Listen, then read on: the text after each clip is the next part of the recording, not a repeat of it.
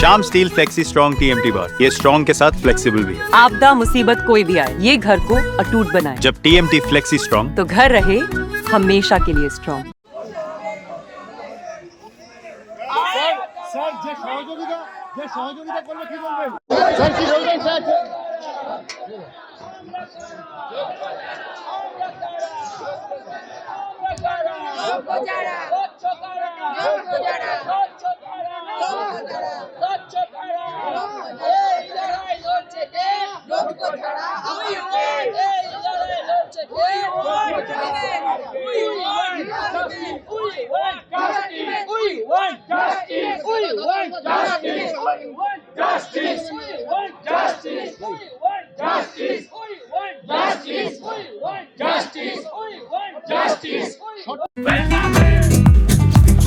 ये स्टाइल का मामला है। रूपा फ्रंटलाइन।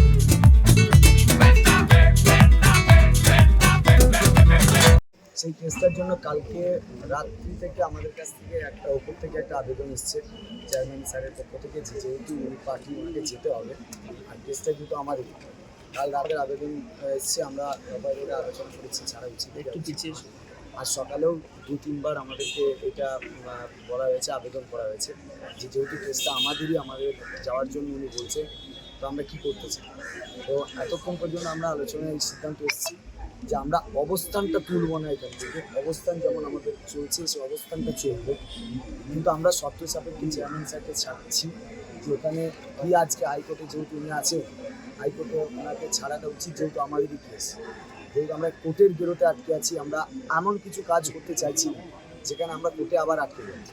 তাই আমরা আপাতত ওনাকে ছাড়ছি। এক, দ্বিতীয়ত হচ্ছে আমরা কোনো ডিআই অফিসে যে লিস্ট গিয়েছে, অর্থাৎ যোগ্যদের যে তালিকা গিয়েছে, সেই তালিকা আমরা এখনও পাইনি, শুধু নোটিফিকেশানটা পেয়েছি।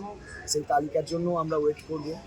আর আমরা মধ্যশিক্ষা পর্ষদের সঙ্গে যোগাযোগ করছি যাতে অযোগ্য যারা আছে তাদেরকে অ্যাডমিশন করা যায়। আপাতত আমরা যেহেতু ওনার কোর্টে কেস আছে, উনি বারবার আবেদন করছেন, আমরা এমন কোনো কাজ করতে চাইছি না যেখানে আমাদের পক্ষ থেকে কোনো অসহযোগিতা থাকে এবং সেটা পরবর্তীকালে ইস্যু করা যায়। আমরা শর্ত সাপেক্ষে ওনাকে আজকে যেতে দিচ্ছি কোর্টে। আমরা শর্ত এটাই যে যেন বাজার পর মানে হাইকোর্টে উনি আসুক, হাইকোর্টে যেন উনি হাইকোর্টে পজিটিভ রিপ্লাইটা দেয়। একটা হাইকোর্ট যেটা চাইছে সেই সাপেক্ষে চলুন। এক, কোর্টের গাইডলাইন্স মেনে। দুই হচ্ছে যে লিস্টটা ডিআই অফিসে গিয়েছে, যে যাওয়ার কথা, সেই ডিআই অফিসে সেই লিস্টটা এখন আমরা পাইনি। ডিআই অফিসে সেই লিস্টটা যেন আমরা অবিলম্বে দেখতে পাই, যে ওই 15,403 জন যে অংশটা আমাদের যোগ্যদের অংশ, সেই অংশটাকে যেন আমরা দেখতে পাই। সেই একটা শর্ত যাচ্ছে। আর মধ্যশিক্ষা পর্ষদের কাছে আমরা যাচ্ছি, সেটা নিশ্চয়ই এখানে নয়।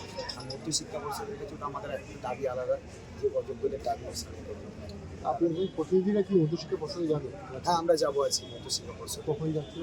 আমরা মধ্যশিক্ষা পর্ষদে যাবো। আমরা লাগছে কারণ হাইকোর্টের কেসটা শুনে তারপরে আমরা যেতে চাইছি। আপনারাও তাকিয়ে রয়েছেন হাইকোর্টের রায় কি বলেছে। আপনারা আশাবাদী যে এই যে যোগ্য অযোগ্যের যে তালিকা প্রকাশ জারি মামলা রয়েছে, আসলে আজকে তালিকা প্রকাশের কথা নয়, আজকে ওএমআর পাবলিকেশন, যে ওএমআর এর কথা বারবার উঠছে, যে ওএমআরটা পাবলিশ হবে নিয়ে হাইকোর্টে আজকে মামলাটা আছে। ওএমআর পাবলিকেশনের মামলা যেহেতু আছে, তাই আমরা ওএমআর পাবলিকেশনের মামলাটাই যেতে দিতে চাইছি। একটা জিনিস বলুন, আপনারা বলছেন আপনারা ধর্ণা কর্মসূচি চালিয়ে যাবেন এবং যিনি চেয়ারম্যান রয়েছেন তাকে আপনারা ছাড়ছেন শর্ত সাপেক্ষে, এবং যদি দেখা যায় যে আপনাদের যে শর্তগুলো রয়েছে সেগুলো যদি কমপ্লাই না হয়, তো সেক্ষেত্রে কী করবেন? না, ধর্ণা অবস্থান তো আমাদের চলবে, সেটা তো আমরা ছাড়ছি না। ধর্ণা থেকে তো আমরা যাচ্ছি, কারণ লিস্ট যতক্ষণ আমরা দেখছি, আমাদের যে স্কুল যাওয়ারও যে কন্ডিশনটা, সেটাও আমরা অ্যাপ্লাই করতে পারছি। সেটা করতে গেলেও আমাদের একটা ওই লিস্ট অনুযায়ী করতে, কারণ আমরা কী করে জানবো যে সেখানে অযোগ্যরা স্কুলে যাচ্ছে। সেটাও আমাদের কনফার্ম হতে হবে না, তাই আমরা ডিআইপিসি সেটা দেখবো, ডিআইপিসি কি কি দিয়েছে। শুধু কি আপনারা চেয়ারম্যানকে ছাড়ছেন না বাকি যারা এখন একটু ভিতরে আধিকারিকরা আটকে রয়েছেন তারাও তাদেরকেও আছে? না না, আমরা তো শুধু চেয়ারম্যানের স্যারের কথাই বলছি এই কারণে যেহেতু উনি যাচ্ছেন। ঠিক আছে, আপনার ঘর